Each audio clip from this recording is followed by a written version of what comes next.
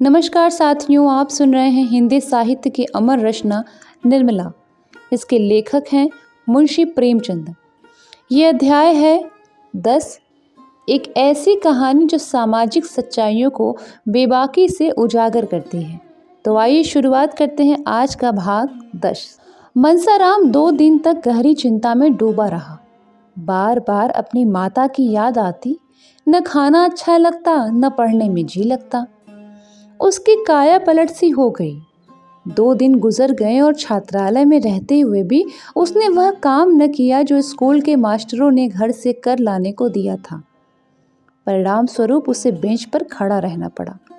जो बात कभी न हुई थी वह आज हो गई। यह असहाय अपमान भी उसे सहना पड़ा। तीसरे दिन वह इन्हीं चिंताओं में मग्न हुआ अपने मन को समझा रहा था। कहाँ संसार में अकेले मेरी ही माता मरी है। वे माताएं तो सभी इस प्रकार की होती हैं। मेरे साथ कोई नई बात तो हो नहीं रही। अब मुझे पुरुषों की भांति द्विगुण परिश्रम से अपना काम करना चाहिए। जैसे माता पिता राजी रहें वैसे उन्हें राजी रखना चाहिए। इस साल अगर छात्रवृत्ति मिल गई तो मुझे घर से कुछ लेने की जरूरत भी नहीं पड़ेगी। कितने ही लड़के अपने ही बल पर बड़ी बड़ी उपाधियां प्राप्त कर लेते हैं। भाग्य के नाम को रोने कोसने से क्या होगा। इतने में जियाराम आकर खड़ा हो गया। मनसाराम ने पूछा, घर का क्या हाल है जिया? नई अम्मा जी तो बहुत प्रसन्न होंगी। जियाराम, उनके मन का हाल तो मैं नहीं जानता, लेकिन जब से तुम आए हो उन्होंने 1 जून भी खाना नहीं खाया। जब देखो तब रोया करती हैं। जब बाबूजी आते हैं तब अलबत्ता हंसने लगती हैं। जब तुम चले आए तो मैंने भी शाम को अपनी किताबें संभाली। यहीं तुम्हारे साथ रहना चाहता था। भोंगी चुड़ैल ने जाकर अम्मा जी से कह दिया। बाबूजी बैठे थे।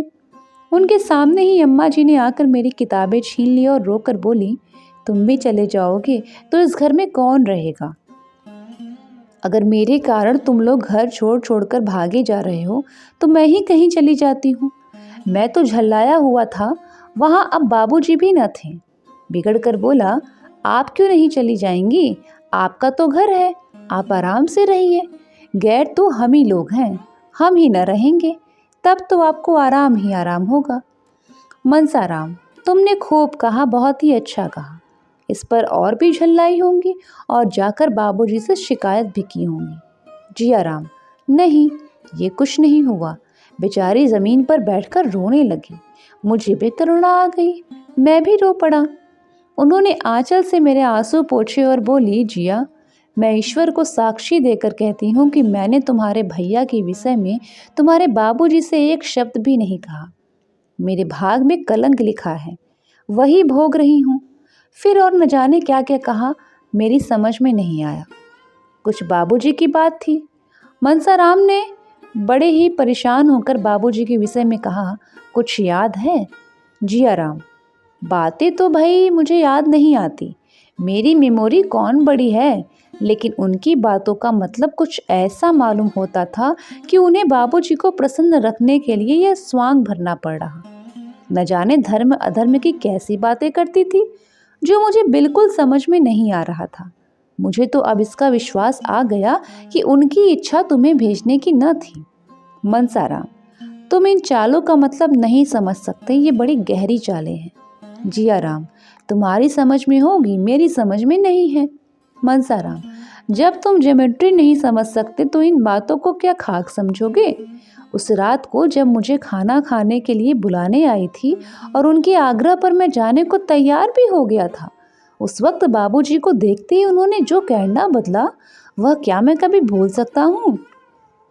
जियाराम, यही बात मेरी समझ में नहीं आती। अभी कल ही मैं यहाँ से गया तो लगी तुम्हारा हाल पूछने।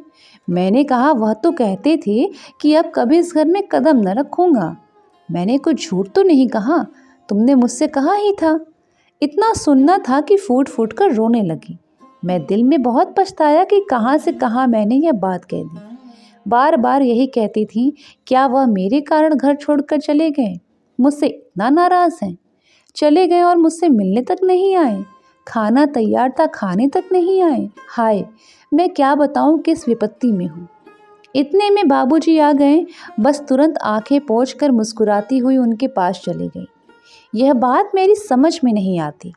आज मुझे बड़ी मिन्नत की है कि उनको साथ लेते आना। आज मैं तुम्हें खींच ले चलूंगा। 2 दिन में वह कितनी दुबली हो गई हैं, तुम्हें यह देखकर उन पर दया आएगी। तो चलोगे ना? मनसाराम ने कुछ जवाब नहीं दिया। उसके पैर कांप रहे थे। जियाराम तो हाजिरी की घंटी सुनकर भागा, पर वह बेंच पर लेट गया और इतनी लंबी सांस ली मानो बहुत देर से उसने सांस ही नहीं ली। उसके मुंह से दुसह वेदना में डूबे हुए शब्द निकले, हाय ईश्वर। इस नाम के सिवा उसे अपने जीवन निराधार मालूम होता था। इस एक उच्छ्वास में इतना नैराश्य था, कितनी संवेदना, कितनी करुणा, कितनी दीन प्रार्थना भरी हुई थी। इसका कौन अनुमान लगा सकता है? अब सारा रहस्य उसकी समझ में आ रहा था और बार बार उसका पीड़ित हृदय आर्तनाद कर रहा था, हाय ईश्वर, इतना घोर कलंक! क्या जीवन में इससे बड़ी विपत्ति की कल्पना आ सकती है? क्या संसार में इससे घोरतम नीचता की कल्पना हो सकती है? आज तक किसी पिता ने अपने पुत्र पर इतना निर्दय कलंक न लगाया होगा। उसके चरित्र की सभी प्रशंसा करते थे। जो अन्य युवकों के लिए आदर्श समझा जाता था, जिसने कभी अपवित्र विचारों को अपने पास भटकने नहीं दिया, उसी पर यह घोरतम कलंक। मनसाराम को ऐसा मालूम हुआ मानो उसका दिल फट गया। दूसरी घंटी भी बज गई। लड़के अपने अपने कमरे में गए, पर मनसाराम हथेली पर गाल रखे अनिमेष नेत्रों से भूमि की ओर देखता रहा, मानो उसका सर्वस्व जलमग्न हो गया हो, मानो वह किसी को मुंह दिखा न सकता हो। स्कूल में गैर हाजिरी हो जाएगी, जुर्माना हो जाएगा, इसकी उसे चिंता भी न थी। जब उसका सर्वस्व लुट गया तो अब इन छोटी छोटी बातों का क्या भय? इतना बड़ा कलंक लगने पर भी अगर जीता रहूं तो मेरे जीने को धिक्कार है। उसी शोकातिरेक दशा में वह चिल्ला पड़ा, माताजी तुम कहाँ हो? तुम्हारा बेटा, जिस पर तुम प्राण देती थी, जिसे तुम अपने जीवन का आधार समझती थी, आज घोर संकट में है। उसी का पिता उसकी गर्दन पर छुरी फेर रहा है। हाय तुम हो? मनसाराम फिर शांत चित्त से सोचने लगा, मुझ पर यह संदेह क्यों हो रहा है? इसका क्या कारण है? मुझ में ऐसी कौन सी बात उन्होंने देखी जिससे उन्हें यह संदेह हुआ? वह हमारे पिता हैं, मेरे शत्रु नहीं हैं, जो अनायास ही मुझ पर यह अपराध लगाने बैठ जाएं। ज़रूर उन्होंने कोई बात देखा या सुना है।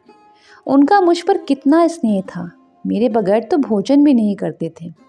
वही मेरे शत्रु हो जाए, यह बात अकारण नहीं हो सकती। अच्छा, इस संदेह का बीजारोपण किस दिन हुआ?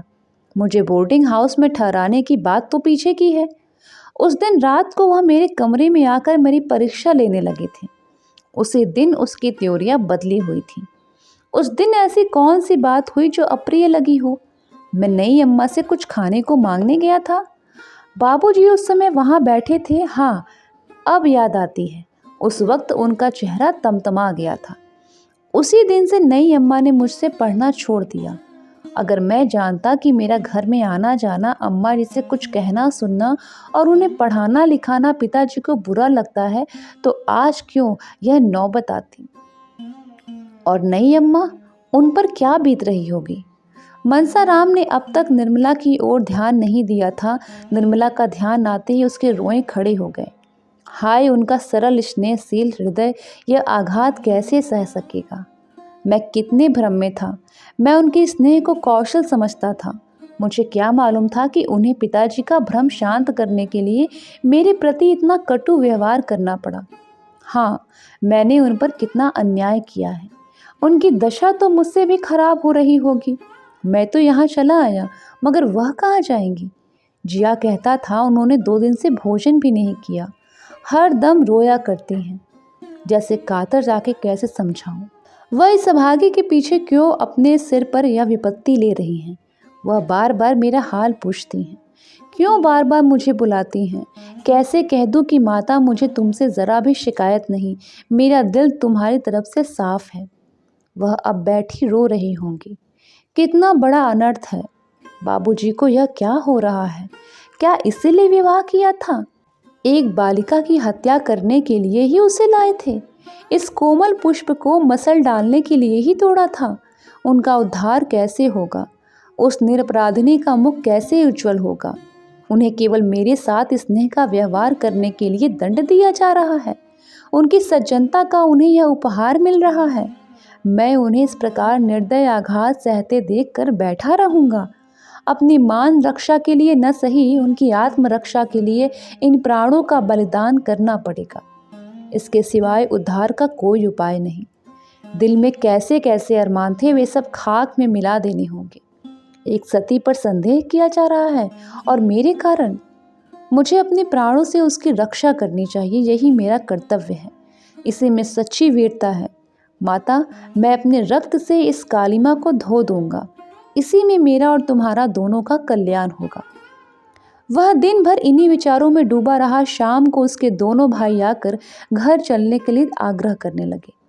सियाराम, चलते क्यों नहीं मेरे भैया जी, चले चलो ना। मनसाराम, मुझे फुर्सत नहीं है कि तुम्हारे कहने से चला चलूं। जियाराम, आखिर कल तो इतवार ही है। मनसाराम, इतवार को भी काम है। जियाराम, अच्छा, कल आओगे ना? मनसाराम, नहीं, कल मुझे एक मैच में जाना है। सियाराम, अम्मा जी मूंग के लड्डू बना रही हैं, न चलोगे तो एक भी न पाओगे। हम तुम मिलके खा लेंगे, जिया इन्हें नहीं देंगे। जियाराम, भैया अगर तुम कल न गए तो शायद अम्मा जी यही चली आएं। मनसाराम, सच? नहीं, ऐसा क्यों करेंगी? यहाँ आए तो बड़ी परेशानी होगी। तुम कह देना वह कहीं मैच देखने गए हैं। जियाराम, मैं झूठ क्यों बोलने लगा? मैं कह दूंगा वह मुंह फुलाए बैठे हैं, देख लें उन्हें साथ लाता हूँ कि नहीं।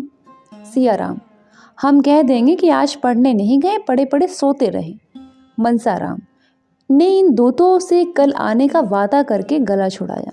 जब दोनों चले गए तो फिर चिंता में डूबा। रात भर उसे करवटें बदलती गुजरी। छुट्टी का दिन भी बैठे बैठे कट गया। उस दिन भर शंका होती रहती कि कहीं अम्मा जी सचमुच न चली आएं।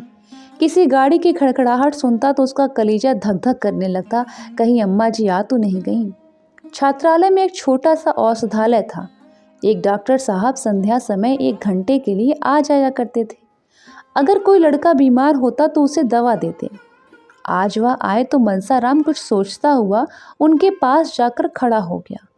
वह मनसाराम को अच्छी तरह जानते थे। उसे देखकर आश्चर्य से बोले, यह तुम्हारी क्या हालत है जी? तुम तो मानो गले जा रहे हो। कहीं बाजार का चस्का तो नहीं पड़ गया? आखिर क्या हुआ है तुम्हें? जरा यहाँ आओ तो। मनसाराम ने मुस्कुराकर कहा, मुझे जिंदगी का रोग है, आपके पास इसकी कोई दवा है? डॉक्टर, मैं तुम्हारी परीक्षा करना चाहता हूँ। तुम्हारी सूरत तो बदल गई, पहचान भी नहीं आ रहे हो। यह कहकर उन्होंने मनसाराम का हाथ पकड़ लिया और छाती, पीठ, आंखें, जीभ सब बारी बारी से देखने लगे। तब चिंतित होकर बोले, वकील साहब से मैं आज ही मिलूंगा। तुम्हें थायसिस हो रहा है, सारे लक्षण उसी के हैं। मनसाराम ने बड़ी उत्सुकता से पूछा, कितनी दिनों में काम तमाम हो जाएगा डॉक्टर साहब? डॉक्टर, कैसी बात करते हो जी? मैं वकील साहब से मिलकर तुम्हें किसी पहाड़ी जगह भेजने की सलाह दूंगा। ईश्वर ने चाहा तो बहुत जल्द अच्छे हो जाओगे। बीमारी अभी पहले स्टेज में है। मनसाराम, तब तो अभी 1-2 साल की देर मालूम होती है। मैं तो इतना इंतज़ार नहीं कर सकता। सुनिए, मुझे थायसिस वायसिस कुछ नहीं है, न कोई दूसरी शिकायत ही है। आप बाबूजी को नाहक परेशानी में डालेंगे। इस वक्त मेरे सिर में दर्द है, कोई दवा है तो दीजिए। कोई ऐसी दवा हो जिससे नींद आ जाए। मुझे 2 रात से नींद नहीं आई।